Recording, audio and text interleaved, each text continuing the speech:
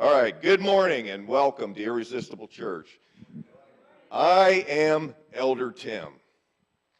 I'm also the church prophet. And this morning, first off, I'm going to tell you a little bit about myself because a lot of you people don't know me. And it's hard for me to stand in one spot, so I don't know how that's going to work out for you guys. But I was born in the woods, raised by wolves. And okay, that's not true. Actually, we're not going to go that far back. One of the first things that happened to me when I was a young man, I was like in junior high school. And I realized that every one of my brothers and sisters had been named after somebody in our family, except me. And I began to wonder, why did I not get named after somebody in our family? There was never a Tim. There was never a Brian. My middle name's Brian. So I sat down one time. I haven't told this story to too many people. I sat down with my mom, and I said, how come everybody's named after somebody in the family, but not me? My mom said, you were named after Timothy in the Bible. I said, yeah, but I ain't related to him. She said, that doesn't matter. That's your name. She said, I don't know why, it just is. And I never asked anything about it ever again. And then I became to realize now, if you look up the name Timothy, it means serves God.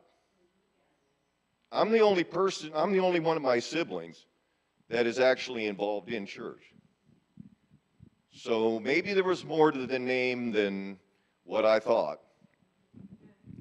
But it didn't start out that way, because my father was a pastor. And everything you've ever heard about pastors' children is probably true and then some. I rebelled a lot. I got in a lot of trouble. I got out of high school and went in the Marine Corps for 4 years. That was fun, so you can imagine what that was like.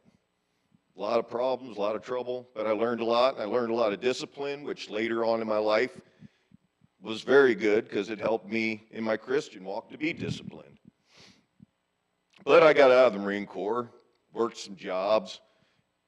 To make a long story short, I ended up at a job in Cleveland cleaning out houses for the banks on foreclosed houses.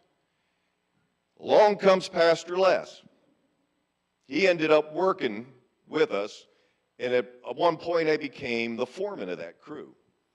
And I had already gotten born again. I had gotten born again in 1984 when I was about 26 years old.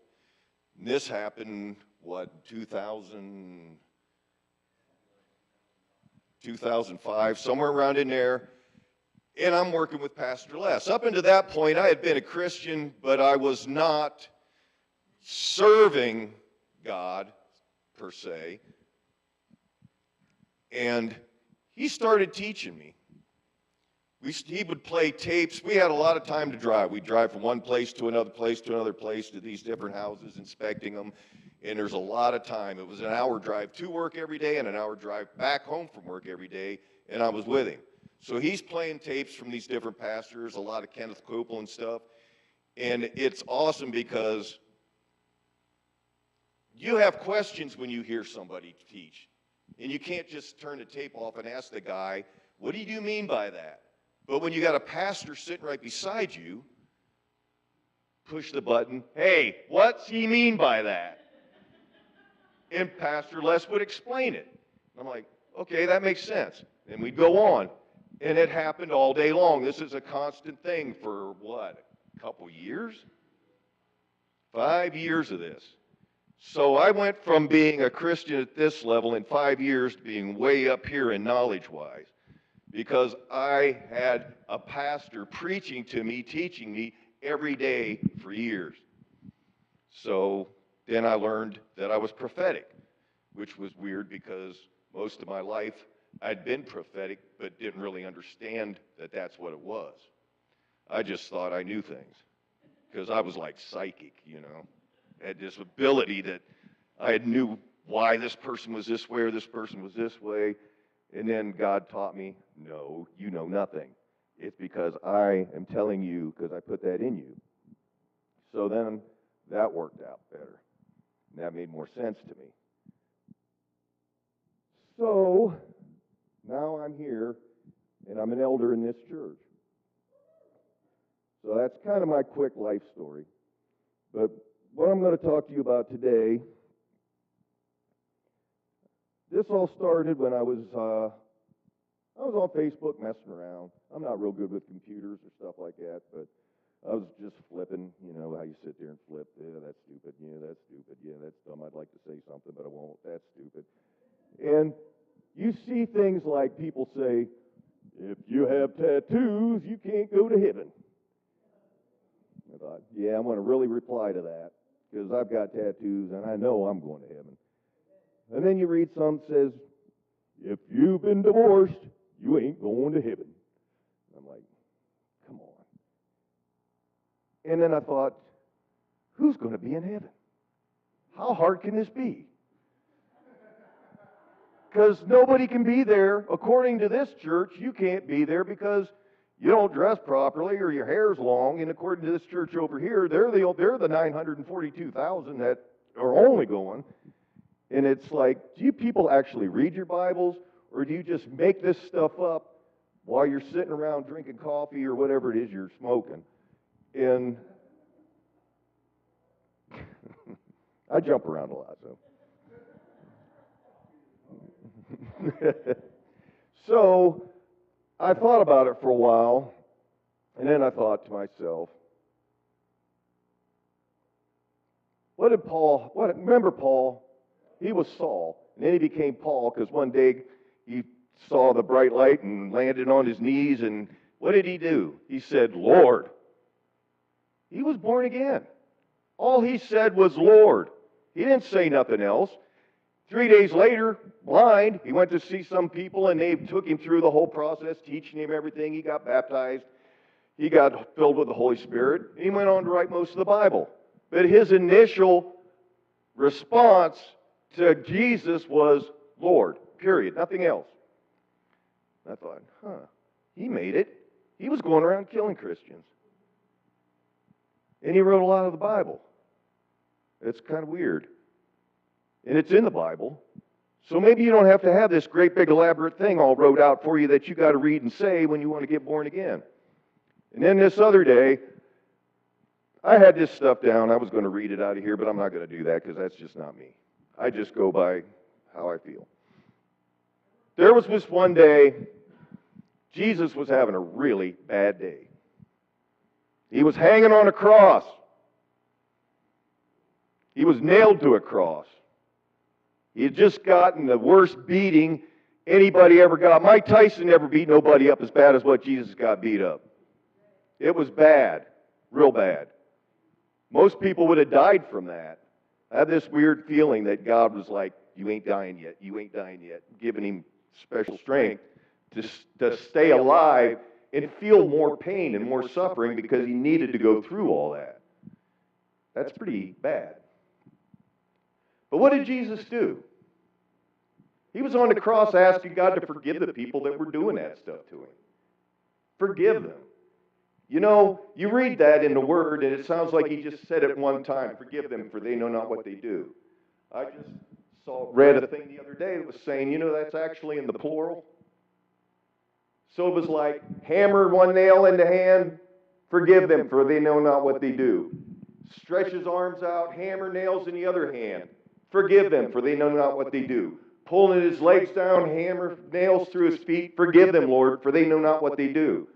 Remember when he told one of the disciples that asked him, how many times do I have to forgive? And he said, what? There you go. That's a lot of times. Forgiveness. That's what God is all about. Do you really believe that a God who would take his own son and allow him to go through that, all that suffering, would be full of so much forgiveness for people that he would not do anything in his power possible to make sure that every single human being that was ever born gets into heaven? That's what I believe. That's my God. Of course, there's always going to be them weirdos who just don't want nothing to do with it. And they're not going to, I hate to say it, but there's some people that probably ain't going to make it. But guess what? You're going to see people in heaven that you never dreamed made it there. Because at that last moment, they got it. On the cross, there was two people nailed to the cross beside Jesus. One of them was mocking Jesus, along with all the other people that were mocking him and making fun of him. What did he do? He told the other guy to shut up. I'll do it in my version. He said, shut up. You don't know what you're talking about. This man is innocent. He did nothing wrong. We deserve what we're getting because we were bad. We committed crimes. And we got put up here because we deserved it. He did not deserve it. He did nothing wrong. Jesus, remember me when you come into your kingdom. What did that guy know? He knew. He did. He knew that Jesus was the Christ. He knew that Jesus was going to heaven and stand by God and rule and be Lord. In his heart, he might not have said, Jesus, forgive me my sin and help me to be a better man and do all these things. He didn't have time. He was almost dead himself. But he did acknowledge who Jesus was, and he asked him, remember me. He didn't even ask him to take him with him. He just said, remember me. What did Jesus tell that man? Today you will be with me in glory. That is my God. That's the God that I follow. That's the Jesus I believe in. That's the Jesus that I became a Christian to follow. It all comes back around, doesn't it? Jesus is an amazing person. God is an amazing God. He loves us so much. He's there to do whatever you want, whatever you need, as long as you believe. It's all what you have in your heart. But look at the difference.